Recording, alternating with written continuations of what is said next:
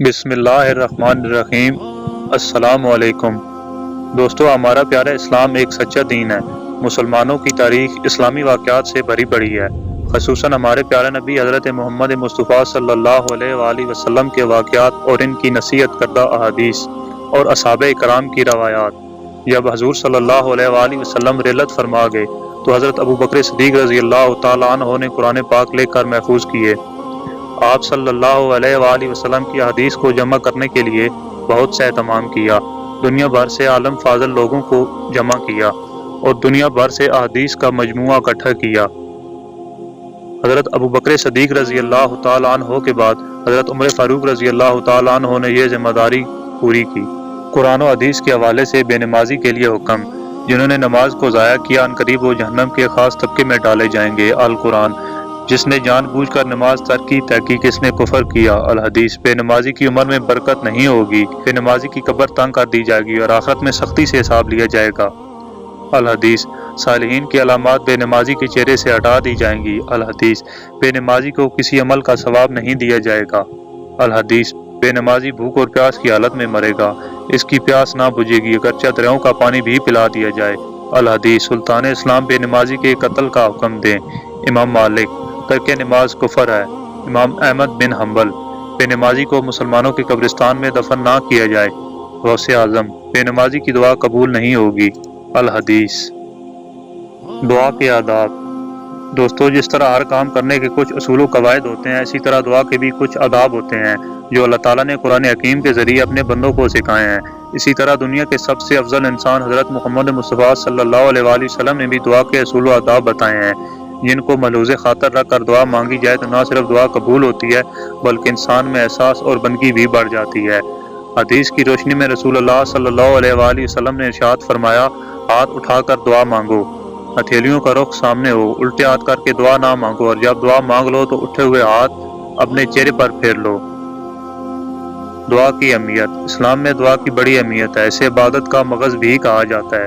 حضرت ابو ذر غفاری رضی اللہ تعالیٰ عنہ فرماتے ہیں، عبادت میں دعا کی وہی اہمیت ہے جو کھانے میں نمک کی ہوتی ہے۔ ایک موقع پر رسول اللہ صلی اللہ علیہ وآلہ وسلم نے فرمایا، مومن کا ہتھیار دعا ہے۔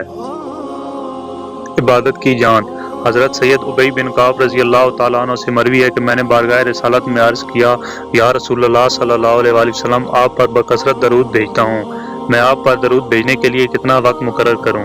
آپ صلی اللہ علیہ وآلہ وسلم نے فرمایا، جتنا تم چاہو۔ میں نے عرض کیا، 1/4۔ آپ صلی اللہ علیہ وآلہ وسلم نے فرمایا، جتنا تم چاہو۔ میں نے عرض کیا، یا رسول اللہ صلی اللہ علیہ وآلہ وسلم، نصف۔ آپ صلی اللہ علیہ وسلم نے فرمایا، جتنا تم چاہو۔ میں نے عرض کیا، 2/3۔ آپ صلی اللہ علیہ وآلہ وسلم نے فرمایا، جتنا تم چاہو، اگر تم اس سے زیادہ کر سکتے ہو تو تمہارے لیے بہتر ہے۔ میں نے عرض کیا، یا رسول اللہ صلی اللہ علیہ وآلہ وسلم، دیگر وظائف میں صرف ہونے والا اپنا تمام تر وقت میں آپ پر درود بھیجنے کے لیے وقف کرتا ہوں۔ آپ صلی اللہ علیہ وآلہ وسلم نے فرمایا، تب تو یہ تمہاری فکروں کو دور کرنے کے لیے کافی ہے اور تمہارے گناہوں کے لیے کفارہ بھی ہو جائے گا۔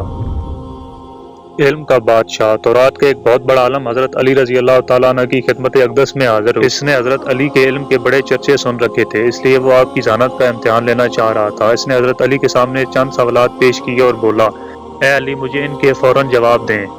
حضرت علی نے فرمایا، تم سوال کرو، میں جواب دوں گا۔ عالم بولا، وہ کون سا مرد ہے جس کی والد ہے نہ والدہ؟ حضرت علی نے جواب دیا، حضرت آدم علیہ السلام۔ عالم بولا، وہ کون سی عورت ہے جس کا نہ والد ہے نہ والدہ؟ حضرت علی نے جواب دیا، حضرت بی بی حوا۔ عالم بولا، وہ کون سا مرد ہے جس کی والدہ ہے لیکن والد نہیں؟ حضرت علی نے جواب دیا، حضرت عیسیٰ علیہ السلام۔ عالم بولا، وہ کون سا پتھر ہے جس میں سے ایک جانور کی ولادت ہوئی؟ حضرت علی نے جواب دیا، وہ پتھر جسے حضرت صالح علیہ السلام کی اٹھنی نے جنم لیا۔ عالم بولا، وہ دو کون سے دوست ہیں جو کبھی آپس میں دشمن نہیں بن سکتے؟ حضرت علی نے جواب دیا، دو دوست روح اور جسم آپس میں کبھی دشمن نہیں بن سکتے۔ عالم بولا، وہ کون سے دو دشمن ہیں جو کبھی آپس میں دوست نہیں بن سکتے؟ حضرت علی نے جواب دیا، موت اور زندگی آپس میں کبھی بھی دوست نہیں بن سکتے۔ یہ جواب سن کر وہ عالم حیرت زدہ رہ گیا اور بولا، آپ نے واقعی اتنے مشکل ترین سوالات کے جواب دیے ہیں، آپ واقعی علم کے شہر کے دروازے ہیں۔ درود شریف کی برکات۔ پیارے نبی کریم صلی اللہ علیہ وآلہ وسلم نے فرمایا، اے عائشہ، سونے سے پہلے یہ 4 کام کر لیے کرو۔ سونے سے پہلے قرآن مجید ختم کر لیے کرو، انبیاء کرام کو اپنے قیامت کے دن کے لیے شفیع بنا لو، مسلمانوں کو اپنے آپ سے راضی کر لو، ایک حج اور ایک عمرہ کر لیا کرو۔ یہ فرما کر پیارے نبی صلی اللہ علیہ وآلہ وسلم نماز میں مصروف ہو گئے۔ جب نماز سے فارغ ہوئے تو میں نے عرض کی، یا رسول اللہ صلی اللہ علیہ وآلہ وسلم، میرے ماں باپ آپ پر فدا، آپ نے مجھے اس وقت 4 کام کرنے کا حکم دیا ہے جو میں اتنے قلیل وقت میں نہیں کر سکتی۔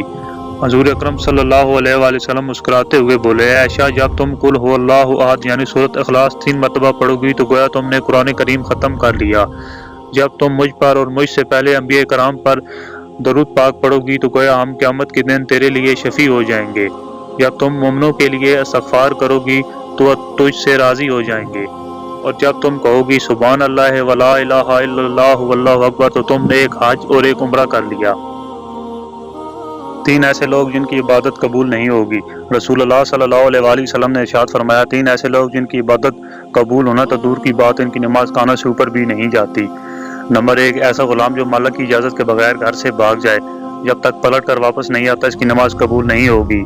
نمبر 2، ایسی عورت جو اپنے خاوند کو ناراض کرے، اگر اس کا خاوند ناراضگی کی حالت میں سو جائے تو آپ صلی اللہ علیہ وآلہ وسلم کا فرمان ہے وہ عورت نماز پڑھ لے، تہجد بھی پڑھ لے تو اس کی نماز قبول نہیں ہوگی جب تک خاوند کو راضی نہیں کر لیتی۔ صبح تک فرشتے اس پر لعنت بھیجتے رہتے ہیں، اگر صبح بھی راضی نہیں کرتی تو اللہ کے فرشتوں کی لعنت اس پر پڑتی رہتی ہے۔ نمبر 3، ایسا انسان جو لوگوں کو نماز پڑھاتا ہے لیکن شرعی عذر کی وجہ سے یا ایسے گناہوں کی وجہ سے لوگ اس کے پیچھے نماز نہیں پڑھنا چاہتے لیکن پھر بھی وہ نماز پڑھاتا ہے، اس کی نماز بھی قبول نہیں ہوتی۔ 5 سوال جو قیامت کے دن پوچھے جائیں گے۔ جب قیامت کا دن آئے گا تو یہ دنیا تہس نہس کر دی جائے گی، سب کچھ ختم ہو جائے گا، انسانوں کو دوبارہ زندہ کیا جائے گا، پھر ایک عدالت لگے گی، وہ محشر کا دن ہوگا۔ اس دن انسان اللہ پاک کی عدالت میں پیش کیا جائے گا۔ اس دن وہ اللہ پاک کے کٹہرے میں کھڑا ہوگا، اللہ پاک کے کٹہرے انسان کے قدم نہیں ہل سکیں گے جب تک وہ 5 چیزوں کے حساب نہیں دے گا۔ پہلا سوال، ساری عمر کہاں لگائی؟ آخرت کے لیے کچھ کیا؟ دین کے لیے کچھ کیا؟ دوسرا سوال، جوانی کیسے گزاری؟ جوانی میں کیا کیا؟ تیسرا سوال، مال کہاں سے کمایا؟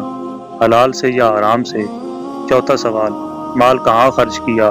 نیک کاموں میں یا برے کاموں میں؟ پانچواں سوال، جو علم حاصل کیا اس پر عمل کیا؟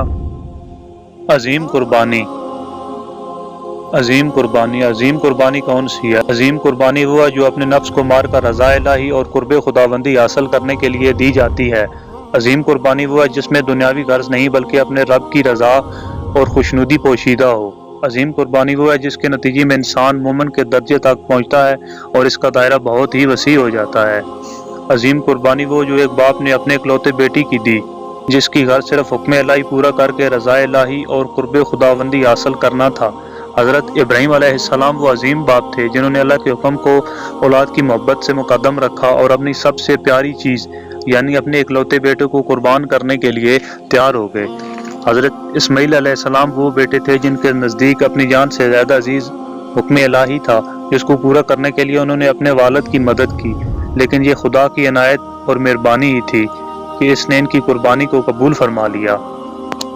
یہ ایک ایسا امتحان تھا جس میں حضرت ابراہیم علیہ السلام سرخرو ہوئے۔ اللہ تعالیٰ نے ان کی قربانی کو سنت میں شامل کر دیا، جس پر عمل پیرا ہونا لازمی ہے، کیونکہ عظیم قربانی صرف عظیم لوگ ہی دے سکتے ہیں۔ یہ خدا کی طرف سے آزمائش ہوتی ہے کہ اس کا بندہ اس کے لیے وہ چیز قربان کر سکتا ہے جو اللہ تعالیٰ کی طرف سے اسے دی گئی ہے۔ جو اللہ تعالیٰ کی آزمائشوں پر پورا اترتے ہیں وہی لوگ عظیم کام سر انجام دیتے ہیں اور خدا کے لیے عظیم قربانیاں دیتے ہیں۔ امید کرتا ہوں میری ویڈیو آپ کو پسند آئی ہوگی۔ مزید ایسی ویڈیوز دیکھنے کے لیے چینل کو سبسکرائب کریں۔